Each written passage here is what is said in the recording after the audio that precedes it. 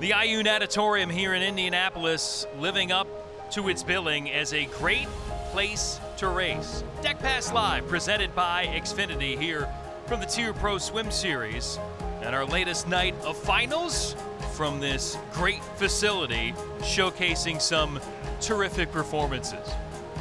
Hi there, thanks for joining us from Indianapolis. Jason Knapp, the Olympic gold medalist, Hall of Famer Rowdy Gaines. Kate Douglas joining us too, transitioning from the college ranks here to long course. How did it feel to get some long course experience under your belt before trials? Yeah, it was great to be able to come to this meet. We've only done one long course meet this year back in the fall, so to finally get some more long course racing in was very good. Before we get to your race, I'd be remiss if I didn't talk about the NCAA championships just a couple months ago. You and your teammates, Paige and Alex and so many others were a big part of that first-time national championship team. What did that mean to you? Sophomore, you missed last year. What did that mean to you? Yeah, it was just so awesome. I mean, after last year, after everything was canceled, from the start of the season, our goal was to win the national championship, so that was kind of our motivation throughout every practice, so it was awesome to finally be able to do that. And you individually had some crazy races, right? You win the 50 freestyle, and all three of those races against Maggie McNeil, you came up short just a little bit in the 100 fly and 100 free, but that had to be really cool to be able to race like that 3 different times. Yeah, no, it was awesome getting to race Maggie. Those were great races. For you, when you come in and make the transition from the short course season to long course, can you give us some things you're focused on to kind of get yourself right and ready for what you want to do at trials? Yeah, I mean, I guess just getting back into long course training is what I'm trying to focus on right now, because after our winter break, we didn't do any long course leading up to NCAAs, so just getting back into that is important. Do you think when you say getting back into it, do you think now is the time you felt like after tonight and we're getting ready to watch this 100 fly? How did you feel after the 100 fly? Like, oh my gosh, that's like a long pour. I'm getting used to this now. I definitely think I'm getting used to it now. I've done some great practices over the last 4 weeks. I think it was my best weeks of training this whole year, so that definitely gave me a lot of confidence going into the meet. Well, let's check out this 100 butterfly because it was an incredible race from start to finish. All three of you right there in the middle of the pool. You're on the left, obviously, but along with Reagan Smith and, of course, Kelsey Dahlia, what was going through your mind, not only racing these two, but the first 50?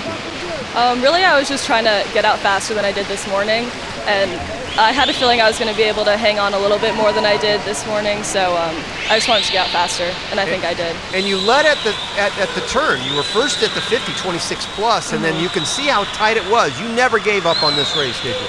Yeah, no, I started to fade a little bit at the end, but I knew I had the training in me to be able to finish the race. So what do you look forward to the most? You're so incredibly versatile. You can do pretty much anything. And tomorrow is a perfect example of that. We talked about the 50 free and then the 200 IM. I mean, what are you looking forward to the most as we head to Omaha? I got to say the 50 free probably, and I really enjoyed getting to focus on the 50, 100 free, and 100 fly for NCAAs. So just really getting to focus on freestyle training is what I'm looking forward to. But is it hard, though, to make those kinds of decisions where you feel like, oh, my gosh, am I spreading myself too thin? Or do you pretty much kind of have a plan through that entire 8-day period? I mean, I haven't really thought much about the plan for trials, but I think my coach has got a pretty good training plan where I'm able to get my IM training in along with my freestyle and fly power, so it's good. Back to Omaha for the trials. So last trials you would have been 14? I think so, yeah. What are your memories from that? I just remember it was a 10-day meet. I was just there with my mom, and I didn't know a single person there. Yeah, I had no friends. So this year will definitely be different than that. What are your goals when you go as a 14-year-old? Was it just, hey, I'm going to swim and see what happens? Did you set goals at that point as opposed to what you may have set this time? I don't really think I had many goals. I think I was just going for the experience because, I mean, that was an awesome meet. But I would say that the experience, and that's the key word, right? Yeah. Just to have the experience, because we've been talking about it in the entire broadcast tonight, how intense the Olympic trials is. And I think having that under your belt, even as a 14-year-old, not knowing anybody's got to really help you, I would think, right? Yeah, I mean, now it's great to know what to expect going into the meet, and I'm going to have friends to be there with and have fun with, so I'm really looking forward to it this time around. I was going to say, did anything surprise you from maybe watching a previous trials on TV as a really younger kid to when you got there that you're like, wow, I didn't think it would be like that? Yeah, I mean, I guess it was just walking around there, being around all the Olympians and everything. I was like, wow, like I'm actually here. Like, it was crazy. Any good ready room stories? I don't know if I really remember much from that meeting. You know what? It's so funny because we were just talking before we came on air that your home club was Chelsea Piers, and Jason and I've said both. Well, I've swum in that pool a couple times. But we both said we've done a lot of voiceover work and a lot of work for NBC because their studios is right there. So that probably gives you a lot of great memories too of being there. Yeah, no, Chelsea Piers was an awesome club team for me. I had a lot of fun there. So what about Virginia? Your sophomore season now. I mean, what's the next 2 years look like for the University of Virginia? You guys are on a roll. Yeah, I mean, it was just so much fun this year. Every meet we kept getting better, and we finally won the first national championship. So, I mean, the goal next year would to be try to do it again.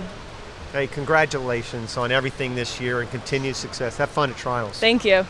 Now, Kate Douglas, one of those hoping to make some noise at Omaha, coming up at the U.S. Olympic Trials.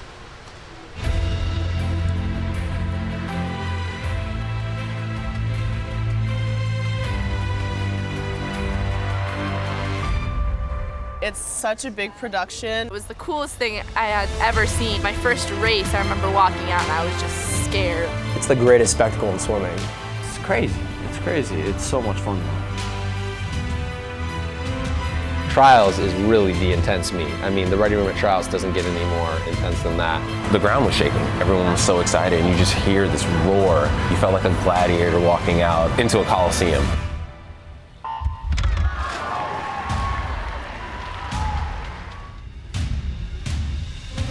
It is the most nerve-wracking meet I've ever been to. I mean, I've been to 2 Olympic Games, but the trials, anyone in the top 8 could be a medalist and a finalist in the Olympic Games. At least at the Olympics, third place means something. At trials, nope, only first and second matter. The competition is why we're so great, but at the same time is the scariest meet you've ever been to.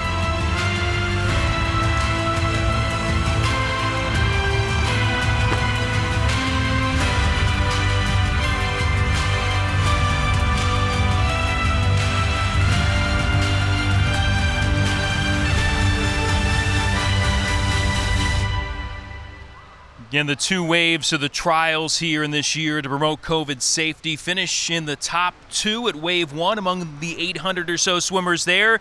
You get to join the 600 others at wave 2 to try to continue that quest to make it to Tokyo. Back here, Deck Pass Live, presented by Xfinity, Jason Knapp and Rowdy Gaines. Kate Douglas, again, was a performer in that 100 fly, one of the double races for Reagan Smith tonight, who got the good end and the bad end of a close finish in both. Well, that's the key word, is close. I mean, both of them were wire to wire and just a little bit short on that 200 backstroke. But I think one of the big things that she said after the victory in the 100 fly was she's improved dramatically from the beginning of the year when she was, 209, 210, then she goes 208 and 206 here. I think she's well on her way to going a great time at trials. And again, it's going to be a battle, and just like it was here, Phoebe Bacon's going to be a big part of that story when we get to Omaha, Jason. But Reagan Smith's the 203.3. I mean, she's the world record holder, and I think she's going to have another big drop for her when we get to Omaha, and then, of course, knock on wood, of course, when we get to Tokyo. Runner-up, I mean, falling by 600ths in that race to Phoebe Bacon, who put together a terrific performance, and there in the 100 fly, coming back and kind of working from behind to out-touch Kelsey Dahlia. Yeah, 3rd and 4th fastest times in the world, by the way, in the 200 backstroke. And then she takes it to the veteran. She takes it to the youngster. I mean, you've got one veteran on one side of her. There she is right there in the middle of the pool. The veteran, Kelsey Dahlia's to the right. The youngster, Kate Douglas, is right next to her. I wouldn't say youngster. She's the same age. But you know what? She won. She got the victory done just off her best time. A tough double, as I think you said on the broadcast. I think it was 45 minutes apart, an hour apart. Wasn't long. And again, look at the race. 7/100ths of a second was the difference. You get the sense that Reagan Smith is older when you carry that mantle of world record holder and world champion at her age as a teenager.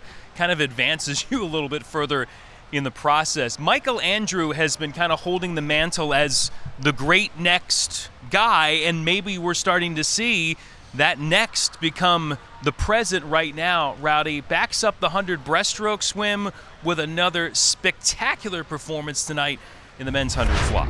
You know, again, I go back to his interview when he talked to us on camera after that 100 fly, and he said a lot of what he's been going through the last couple of years has been the mental state and how much that's improved. And you know, Jason, when we get to the trials, the physical part kind of takes care of itself. It really is such a mental game. And, you know, for Michael, so many people have been talking, well, he can only swim a 50. He can only do a 50. He'll never be able to come home.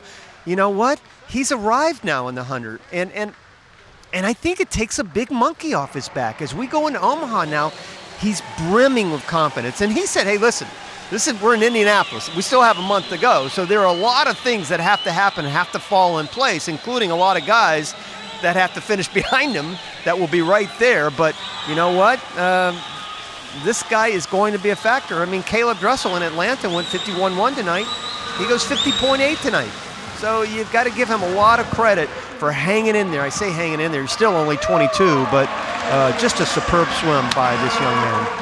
Again, the ultimate goal is Tokyo, but in the ramp up, you can't really plan a better ramp up right now than what he's had here the last couple of nights. It's so true, Jason. I mean, this is the last test. This is the last hurrah until we get to Omaha. And I said at the beginning of the broadcast tonight that, you know, you can work on the little things. You can work on the fine-tuning of the stroke technique. You can maybe work strategy a little bit, but the biggest thing at all, which Michael accomplished more than maybe anybody else thus far here in Indy, is the fact that I'm going to be a factor, and now I have confidence. And confidence is such a huge thing when we get to the Olympic trials. For a guy that's always loved to race, he's really racy right now and going really fast. How about a look at the schedule for the final session of finals coming up, the TYR Pro Swim Series here in Indianapolis. See some of these great races, including the 200 IM and the 800 as well.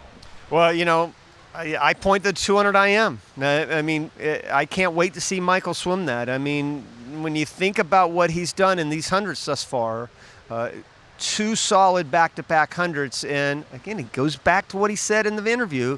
I just can't wait to get to the 200 IM. This is a kid that will definitely be a factor in 100 fly, 100 breast, 50 free, and 200 IM. He's got 4 solid events now, and I can't wait to watch him in the 200 IM. Well, can't wait to see more of the action as it transpires here from IU Natatorium coming up in that final session of races here from Indy this weekend. Glad you could stick with us throughout the broadcast. See you at 6 o'clock Eastern on NBCSN on Saturday night. And we'll follow that up with more of Deck Pass Live presented by Xfinity right afterwards. For Rowdy Gaines and our entire crew, this is Jason Epp saying thanks for watching us. Looking forward to seeing you tomorrow night here from Indy.